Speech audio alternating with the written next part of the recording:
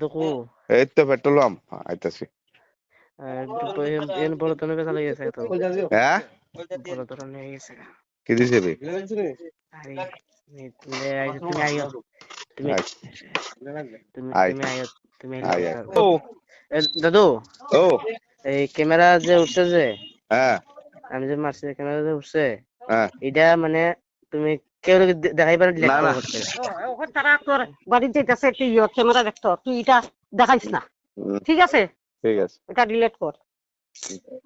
Hello, মানে এটা CCTV না, বেসিক্যালি এডিসন মারাক নামে ৬২ বছর একজন পুরুষ পেশেন্ট ফায়ার ব্রিগেড নিয়ে আসে অনুমানিক ৭টা ৩৮ নাগাদ। তো আমরা তাকে পাই ইনজুর অবস্থায় পাই, তার মাথার মধ্যে ক্ষতও পাই। তো প্রাইমারি আমি এক্সামিনেশনে দেখি পেশেন্ট ভীষণভাবে মদমত্ত অবস্থায়, মানে অ্যালকোহলে আসক্ত। তার বাড়ি ঠিকানা সে কোনো মতেই ভালো করে বলতে পারছে না।